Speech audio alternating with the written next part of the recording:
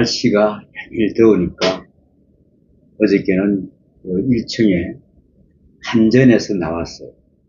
열이 지금 모든 전기선들이 열이 나니까 자기들이 점검을 해주고 또 너무 열나는 선은 아주 교환을 즉시로 해주고 가고 이렇게 한답니다. 그래서 참, 야, 우리나라가 역시 대단한 나라다.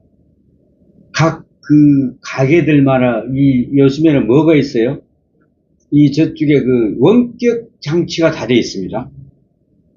우리 지금 이 교회도 붙여져 있어요. 저번에 봉사를 했는데, 원격 장치가 돼 있어요. 그게 지금 여기 요즘에 전기세 그거 보러 오지 않죠? 원격으로 다 가요. 그게 다 자동으로 들어가요. 그래서 지금 현재 이게 원격이 지금 그 지역이 전선이 열이 난다니 이까지 다 보고 있대요. 참 대단한 나라다. 그래서 오늘 제목이 평강의 비결이다. 평강의 비결이 어떨까? 모든 것을 다 인도해 주신 하나님. 사람이 할 수 있는 일 가운데 가장 어려운 일은 아마도 뭘까요? 가장 어려운 일. 내 마음을 다스리는 일일 것이다. 내 마음을 다스리기가 그렇게 힘듭니다. 성경에서도 말합니다. 잠언서 16장 32절에 노하기를 더디하는 자는 용사보다 낫고 자기의 마음을 다스리는 자는 성을 빼앗는 자보다 나으니라.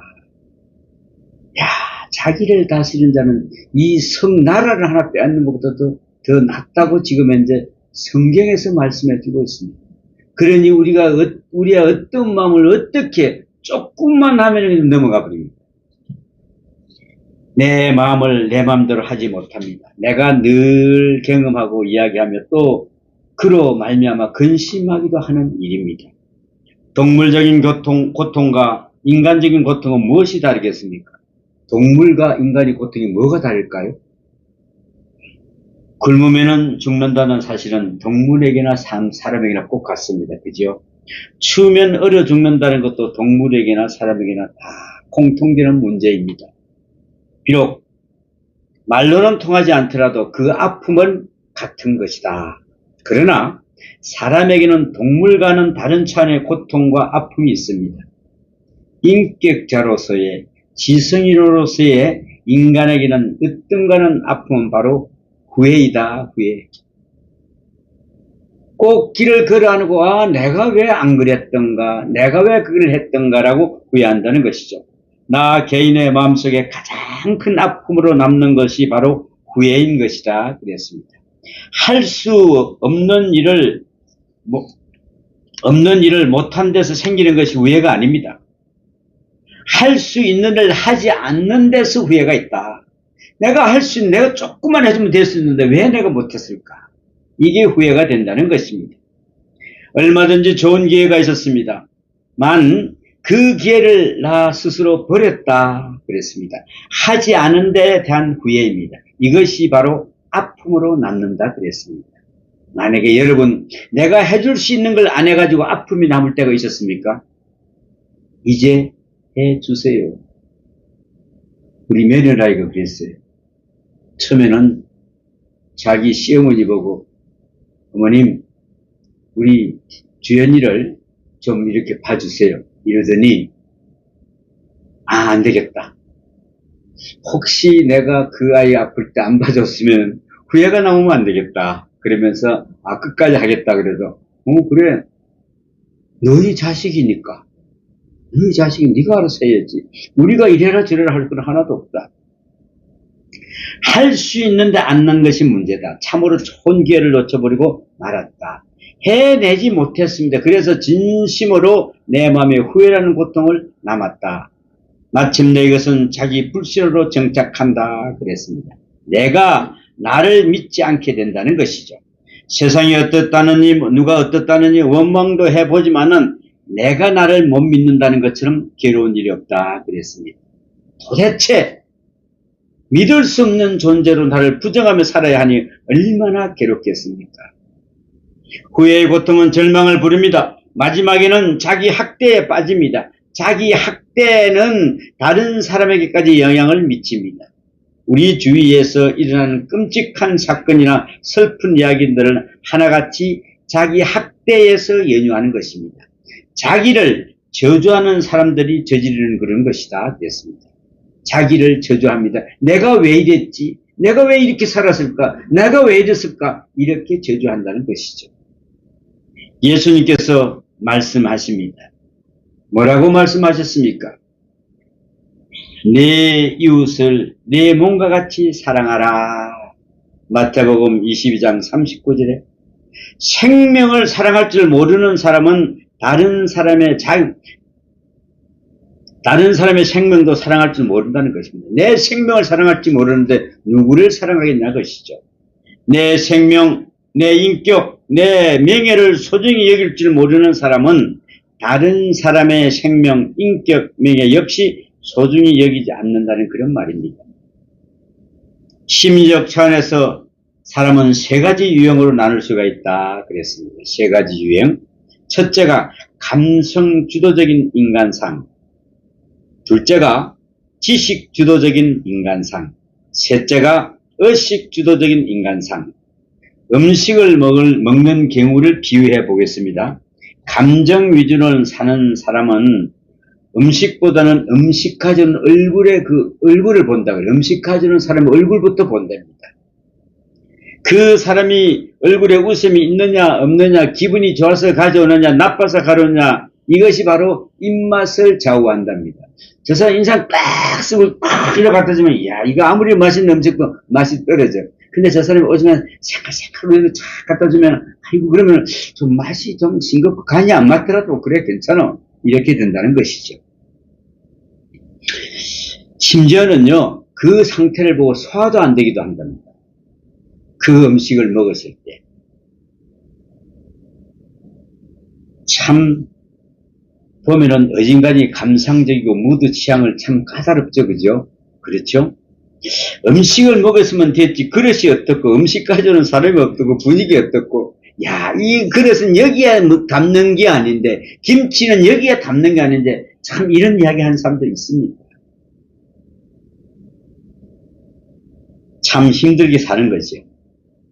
강아지는 음식을 주면 뛰어다니면서도 음식을 잘 소화하더라고요. 펄짝펄짝 뛰면서도 먹고 잘 강아지들이 씹는 거 봤어요? 먹으면 덥석하고 그냥 넘어가 버립니다. 그죠? 그래서 소화 잘 돼요. 그런데 사람은 음식을 앞에 놓고 몇 마디 잔소리만 들어도 소화가 안 된답니다. 여러분, 자녀들 앞에 밥 먹을 때 절대 잔소리 하지 마세요. 그러면은 잔소리 하려고 그러면은 소화제를 준비를 하십시오. 그렇게 해서 잔소리 하세요. 동물과는 또 다른 이러한 찬을 가진 것이 사람이라는 말입니다. 감정 주도적인 인간이다.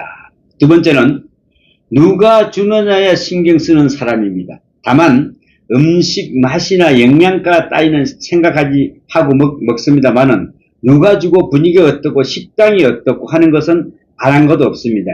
영양가만 있으면 그만이다. 이런 사람들은 모든 일을 지식적으로 합리적으로 판단하고 결정해 나갑니다.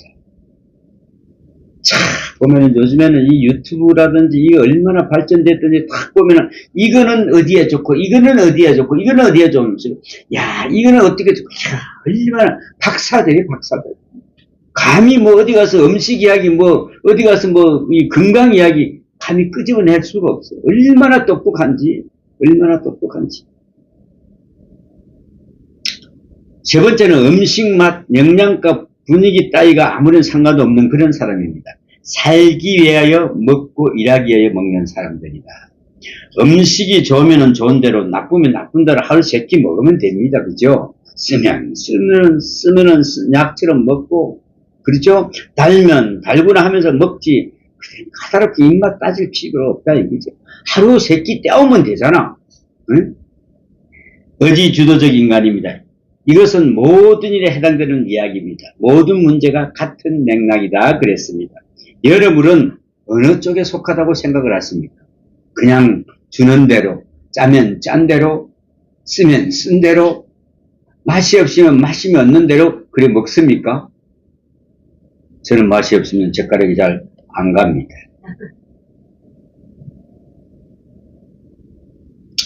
사랑이 무엇인가? 어떤 사람들은 사랑을 감정이라고 합니다. 감정.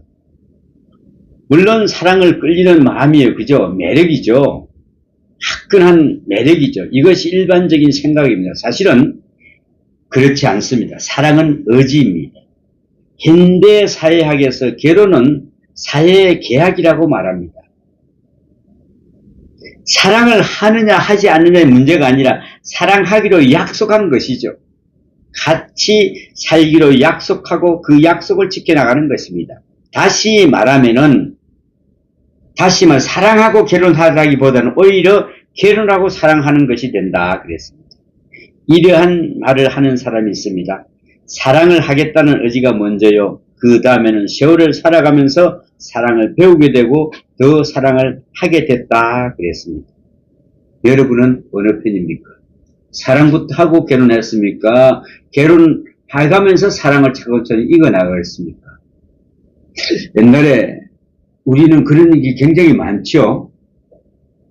부모님끼리 우리 딸, 우리 아들 결혼시켜. 얼굴도 몰라. 그런데 세상에 밤에 들어갔는데 깜깜한 밤에 얼굴도 몰라. 아침에 일어나서 겨우 얼굴을 알아. 그래서 옛날에는 합방을 하는 건데 일부러 막 쳐다보는 거죠. 안 하고 그러면 큰일인데. 왜? 합방을 하면 일은 내 거니까 끝났잖아. 안 했으면 그게 뒷날아침에 탈탈 튀고 나오면 되니까. 그래서 막 그냥 보면 뭐 봉창이라 봉창 구멍을 막 뚫어가지고 막 보잖아. 그런 거 안 해봤어요? 안 해봤구나. 시골에 안 살아봤어 그래. 문풍지를 막 구멍을 뚫어봐. 힘을 붙이가 막. 미운정, 고운정 다 들이며 살다 보면 서로에게 좋은 사람이 되는 것이다 그랬습니다. 만약에 기분대로 살았다면 벌써 몇 번 사고 났겠죠. 이래서 사람이 감정으로만 또한 합리적으로 판단하는 것은 살지 못하는 것이다. 의지에 따라 사는 것이 참 중요하다 그랬습니다. 나는 그것을 할 수 있다. 내가 그것을 하여야 하기 때문이다 그랬습니다. 이마누엘 칸트의 말입니다. 나는 그것을 할 수 있다. 내가 그것을 하여야 하기 때문이다. 기분대로 사는 것이 아니라 의무대로 사는 것이다. 그 다음에 기쁘고 그 다음에 깨닫고 그 다음에 좀 더 다른 의미의 행복을 느낄 수 있는 것이다 그랬습니다. 남은 문제는 어느 것이 우선이냐, 무엇이 주도하느냐입니다. 감각, 지식, 의지 이 세 가지가 항상 있기 때문에 그렇다 그랬습니다. 그러기에 기뻐서 일하는 사람이 있는가 하면은 일을 하고 기뻐하는 사람이 있답니다. 여러분은 어느 편입니까? 야, 일이 기뻐서 하는 거하고, 야, 하는데 자꾸 기쁨에 빠져드는 거하고, 어느 편에 속할 수 있습니까? 일을 하면서 안 기쁘던가요? 아이고, 그냥 할 수 없이 하는 것입니다. 이거 정말 능률 안 올립니다. 응? 야, 이 일을 그냥 내가 하고 싶어서 즐거워서 하면은 그때 나도 모르게 언제 시간이 갔는가도 모릅니다. 기분 좋아서 공부하는 사람이 몇이나 되겠습니까? 그죠? 기분 좋아서 이렇게 해서 공부하는 사람이 몇 명이나 있겠습니까? 공부하고 나니 기분 좋은 것이다. 아침에 일찍 일어나는 사람 가운데 기분 좋게 일어나는 사람도 아마 많지 않을 것이다 그랬습니다. 아침에 이런 기분 좋던가요? 나는 어떨 때 별로 기분이 안 좋아. 허망치부둥하고 일어나야지. 이렇게 일어난다고.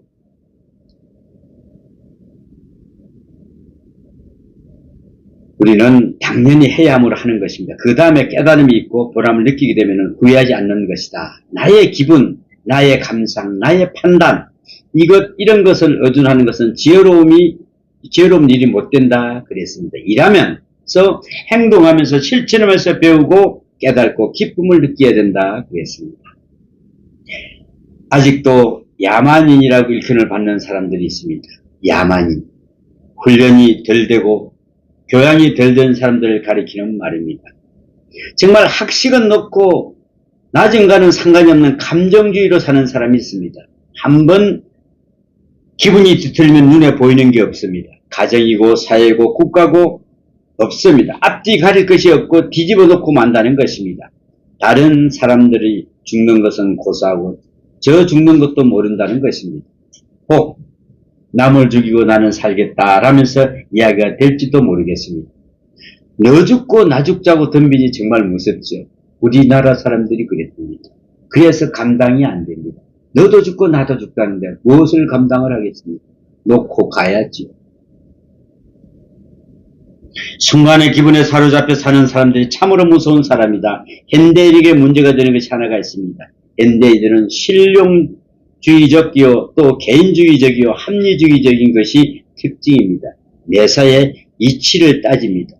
요즘 젊은이들이 그렇습니다. 이거 따져가지고 되지 않으면 절대 거기에 순응하지 않습니다. 엄마 이거 이렇게 했는데 맞아? 아니잖아. 그럼 하면 안 되지. 아니 그래도 이 사람아 내가 마음이 약해서 안 되지 그러면은 참 요즘 아이들 정말 철두철미합니다.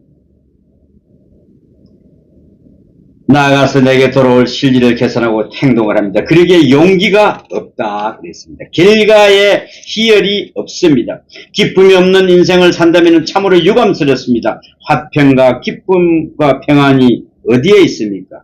돈으로 인해서 행복하십니까? 자식으로 인해서 행복하십니까? 지위와 명예로 인해서 행복이 온다고 말하지 마십시오. 우리가 가장 소중히 여기는 자식도 그렇습니다. 성경은 말합니다. 뭐라고 하실까요? 지혜가 많으면 번뇌도 많으니 지식을 다하는 자는 근심을 다하느니라. 전도서 1장 18절 말씀입니다. 공부를 많이 하면은 근심이 많답니다. 아는 게 많으면 근심이 많습니다. 현대 지성인에게 고민이 많은 것을 아는 것이 많기 때문이다 그랬습니다. 아는 것이 많은 만큼 용기가 없어진다 그랬습니다. 아니까 용기가 없어져요. 아니까 그게 도전을 못해요. 마지막에는 아무것도가 할 수 없는 나약하고 비겁한 사람이 되고 만다 그랬습니다. 그래서 마태복음 11장 28절에 뭐라고 이야기합니까? 수고하고 무거운 짐진 자들아 다 내게로 오라. 내가 너희를 쉬게 하리라. 예수님께서 말씀하십니다. 따르라. 배우라. 그리하면 힘을 얻으리라. 뭐라고요? 먼저 우리는 순종해야 됩니다. 순종해야 됩니다. 그리하면 알게 된다. 평안에 하게 된다는 것을 말씀하고 있습니다. 예수 따르는 게 이렇게 힘이 듭니다. 그죠? 본문에는 평강이라는 단어가 여러 번 나옵니다. 히브리 사람들에게는 평강이라는 말은 샬롬입니다. 샬롬. 구약 성경에서도 350편에 나오는데 대단히 중요한 용어입니다. 의미도 깊고 뜻도 다양한 말씀입니다. 사도 바울의 편지에도 은혜와 평강이 있을지어다 하는 말을 찾아볼 수가 있습니다.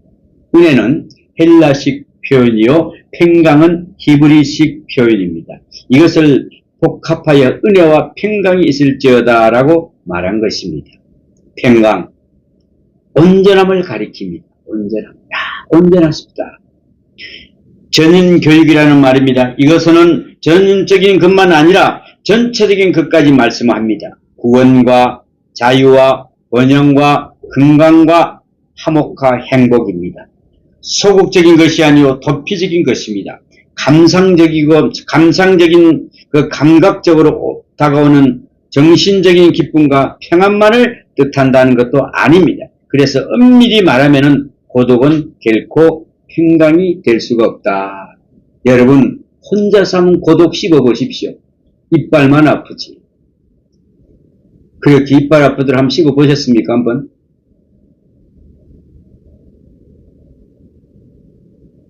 모든 것이 다 갖추어진 완전한 관계가 바로 평강입니다. 모든 것이 평안할 때. 평강이란 하나님과의 관계, 바른 관계, 이웃과의 화목한 관계, 나 자신과의 관계에서 진실과 평안을 얻는 자유한 관계를 말한다는 것입니다. 또한 물질에 대하여 넉넉한 관계, 곧 물질을 섬기는 것이 아니라 물질을 어떻게 해야 될까요? 다스릴 수 있어야 됩니다.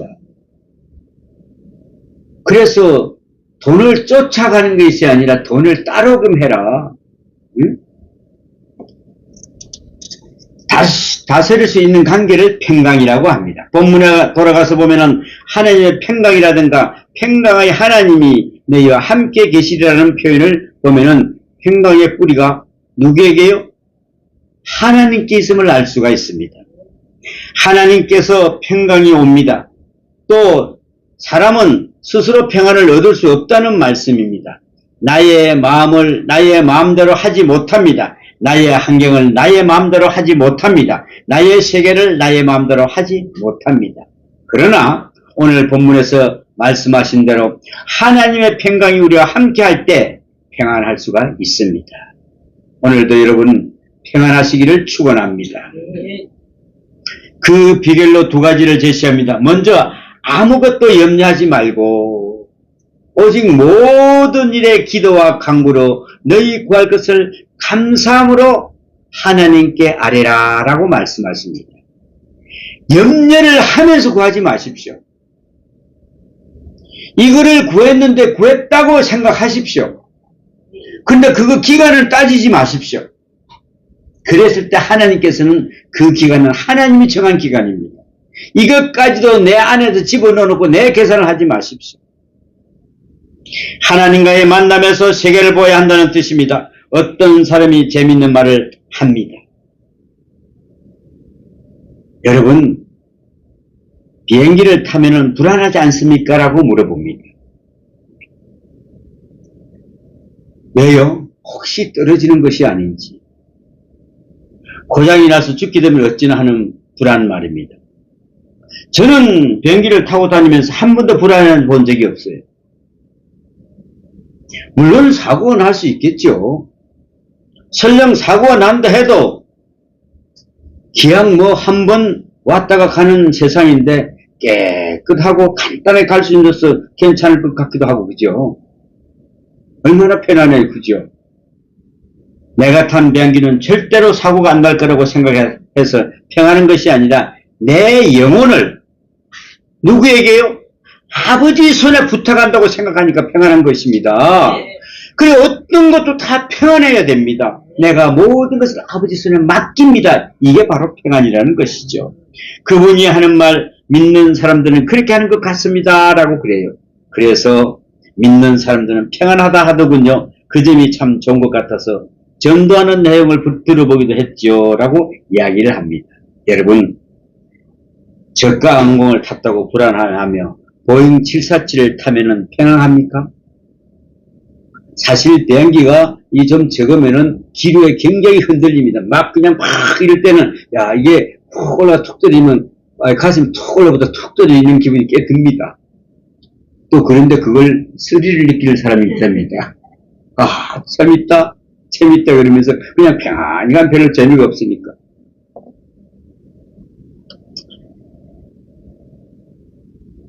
문제는 쓸데없는 소리입니다. 비행기를 탔다 해서 불안하며 자동차 탔다 해서 평안한가요? 자전거도 문제요. 걸어가도 문제요. 누워있어도 문제요. 하늘 아래에 안전한 곳이 어디 있습니까? 아무데도 없습니다. 여러분. 생명보험이라는 것이 있죠. 그죠? 생명보험. 본인을 위한 생명보험이 어디 있습니까? 생명보험을 언제 찾습니까? 내가 살았을 때 찾아가는 보험이 있습니까? 그런데 우리 대한이 아들 보고 그랬어요. 야, 나를 위해서 보험은 하나도 없더라. 그죠? 죽어야 다 타는 보험이요. 그래 놓고 뭐, 나를 위해서. 도대체, 누가 생명보험을 보장할 것입니까? 생명보험이라는 말 자체가 정말 이건 모순입니다. 거기에 무슨 보험이 따라갑니까? 생전 여부가 사람에 있는 것이 아니라 여러분 우리 한번 깊이 생각해 보십시오. 여기서 우리가 분명히 짚고 넘어가야 할 것이 있습니다. 하나님과의 만남, 하나님과의 바른 관계가 모든 평안의 바로 기본입니다. 이것을 떠나서는 결단코 평안할 수가 없습니다. 오늘의 본문을 특별히 감사함으로 하나님께 아뢰라고 말씀합니다. 하나님과의 관계가 기도하는 관계여야 하고 나아가 감사함으로 아뢰라 그랬습니다. 하나님께 전체를 맡겨 감사하는 마음으로 기도하라는 것입니다. 그러면은 모든 지각이 뛰어난 하나님의 평강이 그리스도 예수 안에서 너희 마음과 생각을 지키시리라. 빌립보서 4장 7절 말씀입니다. 넘치는 평안이 있으리라는 말씀입니다. 반드시 감사함으로 아뢰야 한다. 인상 빡빡 쓰고 감사하지 마십시오. 이런 감사 하나님 절대로 안 받으십니다. 여러분, 하나님 앞에 기도할 때 불만을 말하지 마십시오. 끓어오르는 정욕과 미워하는 마음과 분한 마음으로 드리는 기도는 응답이 없습니다. 어느 부인은 남편이 예수를 믿지 않아서 술 시중을 해야 했답니다. 더구나 술이 만취해서 들어오는 날이면은 집안을 바로 난장판으로 만들고 해서 그 시중들이가 여간 고역이 아니었답니다. 하루는 어느 때처럼 남편이 어제 놓은 것을 다 정리하고 나서 잠든 남편 옆에 앉아서 그리고 기도하는데 신세타령이 나오기 시작하더랍니다. 하나님, 저는 언제까지 이 모양으로 살아야 합니까? 정말 슬피 울면서 탄식하면서 기도를 드립니다. 그런데 성령이 감동하사 목사님의 설교가 생각났답니다. 뭐라고 했을까요? 감사함으로 기도해야 하나님께 드려주신다고 하셨지. 그래서 고쳐서 이렇게 기도했답니다. 하나님, 감사할 일은 아무것도 없습니다. 만 좌우지간 감사합니다. 순간 스스로 마음이 감동이 되었답니다. 그래도 갑우신세보다 낫지 않습니까? 지금은 저 꼴이지만 언젠가는 사람이 될지도 모르지요. 고주망태가 돼도 제 집에 찾아오는 것 하나는 신통하다니까요. 이런저런 생각을 하다 보니까 감사한 일이 한두 가지가 아니더랍니다. 토요일은 특히 술을 많이 마셔서 주일날은 꼼짝 못하고 누워서 집을 보면서 아내 보고 교회 가라고 하니까 얼마나 또 다양한 일입니까? 그래서 이것도 감사하다고 생각을 합니다. 또 이렇게 하면서 쳐다보면서 남편을 쳐다보고 웃고 있는데 남편이 눈을 뻗쩍 뜨더랍니다. 그래서 밤중에 혼자 앉아서 실실 웃고 있는 아내를 보자 남편이 놀라서 묻습니다. 왜 웃는 거요? 당신이 사는 것이 너무 고마워서 그래요. 그 부인은 감사하게 생각하는 것을 하나하나 이야기했답니다. 남편이 다 듣더니 나도 예수 믿어줄게 이렇게 말하더랍니다. 이제 그 부인은 그래서 간증을 합니다. 내가 10년을 기도하여 응답하시던 하나님께서 한 번의 기도에 응답하셨다 그랬습니다. 왜? 10년 동안은 나는 응어리진 말만 했어요. 그래서 한 번에 감사를 기도를 했더니 하나님께서 들어주셨다 그랬습니다. 여러분, 나쁜 사람, 안 좋은 사람 감사함으로 기도하십시오. 여러분, 불만도 많고 억울한 일도 많을 것입니다. 사정도 많은 것도 압니다. 그래도 하나님 앞에서만은 하나님과 나의 관계를 생각해 보아야 합니다. 감사한 일이 참 많습니다. 감사함으로 모든 사정을 한번 아뢰어 보십시오. 여러분이 기도하는 것을 가끔 보면은 하나님께서 마음을 보신다고 하셨기에 다행이지, 얼굴을 보신다 했으면 큰일 날 뻔했다 싶은 사람이 있을 것입니다. 보기가 아주 흉합니다. 그죠? 사랑하는 하나님께 기도하는 얼굴 표정이 어찌 그리 우거지 상들입니까? 인상 빡 쓰고 기도하는 사람들이 있어요. 인상 빼고 웃는 얼굴로 기도하세요. 하나님 감사합니다.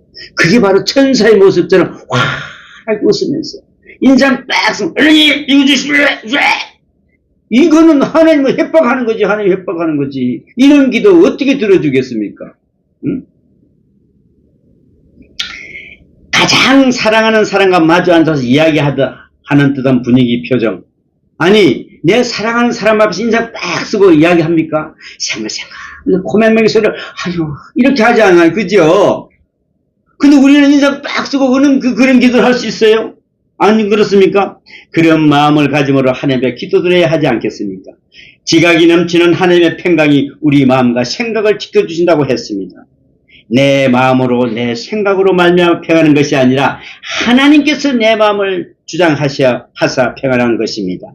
내 의지로 인해 평강이 아니라 하나님의 능력으로 내 마음에 참 평강이 임한다는 것입니다. 성경은 이것을 약속하고 있습니다. 본문을 좀 더 읽어보면 너희는 내게 배우고 받고 듣고 본바를 행하라. 그리하면 평강의 하나님이 너희와 함께 계시리라 그랬습니다. 배우고 지적인 이해를 말합니다. 받고 가슴으로 받는 것을 말합니다. 또 수락하는 것입니다. 배우고 받는다는 것은 정적인 것입니다. 듣고 본 경험을 말합니다. 배우고 받고 듣고 본 바를 이제는 행해야 한다는 것입니다. 내가 행한 만큼 평강을 얻게 됩니다. 행한 만큼 기쁨을 얻고 행한 만큼 축복을 받게 된다는 것입니다. 그런데 알고 느끼고 경험한 바를 실천하지 않는다면 이 모든 것은 뭐가 될까요? 무효가 됩니다. 무효가.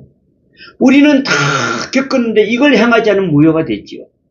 그뿐 아니라 그 행하지 않음이 우리의 마음에 후회와 고민과 윗선으로 남는다 그랬습니다. 여기에 결정적인 문제가 있습니다. 오늘날 지성인들 참으로 유식합니다. 도덕을 논하라면 철학자 수준이요 언변도 좋습니다. 어떻게 해야 한다, 저렇게 해야 한다 하고 가르치기까지 합니다. 그런데 자신은 안 합니다. 행함이 없습니다. 바로 그 부분만큼 고민과 윗선과 후회가 남는 것입니다. 예수님께서 말씀하십니다. 너희가 맹인이 되었다면 죄가 없으려니와 본다고 하니 너희가 죄가 그대로 있느니라. 요한복음 9장 41절에 말씀하고 있습니다. 차라리 듣지 않았고 차라리 보지 않았다면 좋았을 것을 들었고 보았으므로 죄가 더 많다고 말씀하십니다. 그래서 지성인에게는 죄가 많습니다. 고민도 많습니다. 하루는 젊은 율법학자가 예수님께 와서 여쭈었습니다. 예수님, 어떻게 하여야 영생을 얻습니까? 너의 재산을 가난한 자에게 나눠주고 와서 나를 따르라. 그 율법학자는 근심함에 돌아갔습니다. 차라리 예수께 묻지 않았으면 좋았을 것입니다. 무렵기에 그는 현할 수 없는 깊은 고민에 빠지고 말았습니다.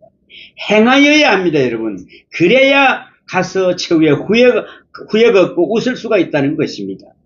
오늘 좀 무리가 되고 억지가 된다 하더라도 순종하십시오. 순종하면 그때 가서 보람과 기쁨과 감사함으로 살게 됩니다. 아브라함의 믿음은 순종하는 믿음이었습니다. 그는 끝내 자유하였고 영광을 얻었습니다. 하나님의 평강은 능력을 동반합니다. 여기에 생산성이 있고 창조력이 있는 것입니다. 여러분, 평강은 하나님께만 있습니다. 하나님과의 만남의 관계, 그 말씀에 순종하는 데 평강이 있고 길이 있고 평강의 비결이 있고 창조의 능력이 있다는 것입니다. 여러분, 오늘도 하나님 앞에 순종하는 복된 삶이 되시기를 축원합니다. 기도합니다. 아버지 하나님, 후회하지 않게 하여 주시옵소서. 우리가 경험한 바를 실천하지 않는다면 이 모든 것이 무효가 됩니다. 후회와 고민과 위선으로 남는 자가 되지 않게 하여 주시옵소서. 너희가 맹인이 되었다면 차라리 죄가 없으리니 본다고 하니 너희 그대로 죄가 있느니라 했습니다. 차라리 듣지 않고 차라리 보지 않았으면 좋았을 것을 들었고 보았으므로 죄가 더 많다고 하였습니다. 주님, 우리는 들었고 보았습니다. 이제 주님 앞에 순종하는 삶이 되게 하여 주시옵소서. 그래서 하나님의 평강의 능력을 받는 복된 삶으로 돌리게 하여 주시옵소서. 오늘도 주님께서 지키고 보여주시고 인도해 줄 믿사옵고 우리를 구원하신 예수님 이름으로 기도하옵나이다. 네.